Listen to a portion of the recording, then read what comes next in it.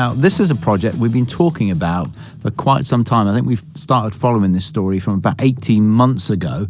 From tomorrow, though, it's going to become a reality, a virtual reality, because after months of preparation, the Anglo Sikh virtual exhibition, which has been launched at Newark Museum, is actually going to be available. Gurinder Singh Mann is back in the studio. It's been a while since we've spoken about this, but this is absolutely fantastic news, isn't it? That after all that hard work, it's finally here. Yeah, great to be here again and to kind of give you an update on the project that we have been working on for some time. But like you said, it's something which has been in development for, a couple of years essentially, and tomorrow is the big day in terms of actually launching what we call the Anglo Sikh Virtual Museum, which essentially means that people will be able to see objects which link the British and the Sikh communities, and these are objects which can be seen in 3D and can actually be seen in virtual reality as well. Yeah, so just reminders of who's been working on this, because various different people and organisations have been coming together on this, haven't they? Absolutely.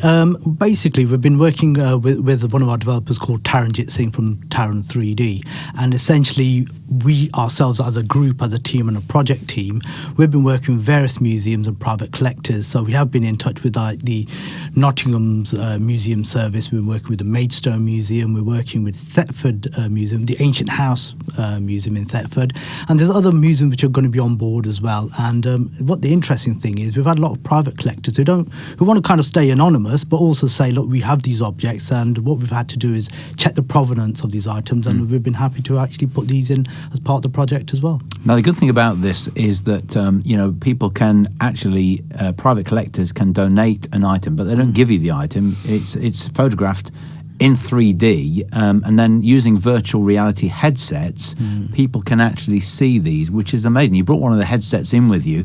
Just describe it for us, because it's not. I mean, technology's moved on a pace, and when you talk about a virtual reality headset, you think it's some sort of massive piece of kit, and it's not really.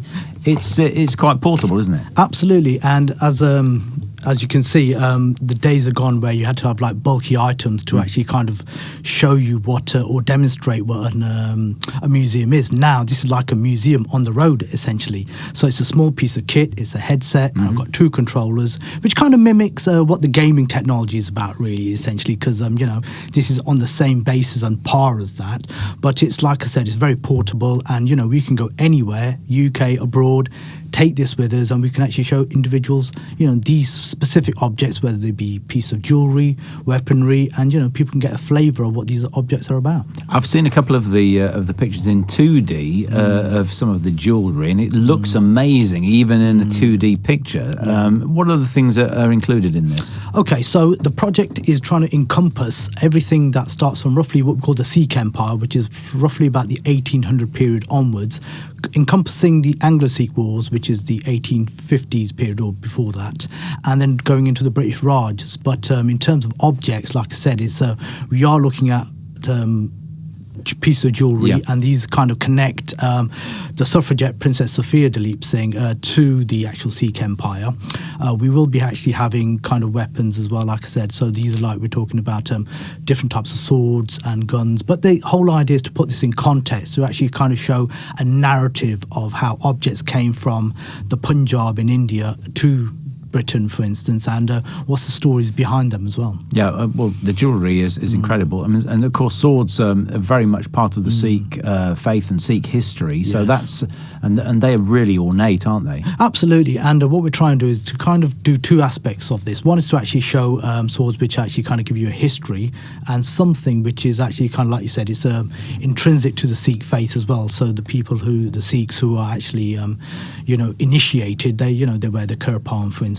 But the idea is to actually kind of show that there's a different side and a historical side to these objects as well. So I think that's the key point. So what's the launch going to be tomorrow? What's going to happen at that? Because I mean, apart from anything else, it's a nice sort of celebration of the fact that this has actually come to fruition now. Absolutely. And tomorrow at Newark Museum, from 6 o'clock till 8 p.m, we have a number of apart from the digital assets we will be showing, we will have a panel discussion with Dr. Apinderjit Thakur, who's from the University of Wolverhampton, and we're going to have Susan Strong from the V&A, so the Victoria and Albert Museum. And the idea is to actually bring out these kind of ideas about how to preserve Anglo-Sikh history, essentially, and to see why, digitization and technical resources can actually kind of help in our understanding of this Anglo-Sikh history. So it's an interesting discussion as well, isn't it? Yeah, absolutely. Because I think that narrative has to be discussed as well. It's not about just like a digital display. It has to have that kind of backing and that understanding of objects. And,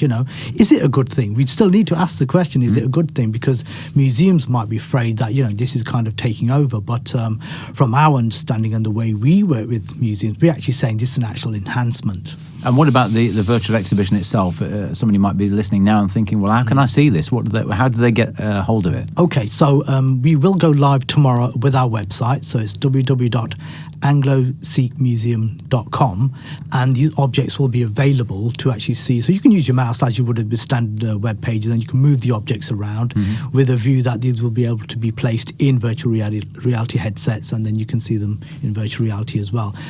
It will culminate in an actual fully fledged online museum. So the objects that we're adding onto our database or website, these will all be available right at the end, so you'll be able to see them with audio, and you'll be able to interact with these objects as well. And finally, the most important thing about this is that this is an exhibition that is evolving. It will not stand still, and you can keep adding to it, can't you? Absolutely, and that's the beauty of it as well, because the key thing what we're trying to do is we know technology is changing, so therefore we're trying to keep with the times, try and show this Anglo-Sikh history, but make sure that everything that we have available, that we're kind of scoping and searching, still kind of having this discussion with museums as well across the UK in terms of additional objects. And you're right, it's never going to stand still.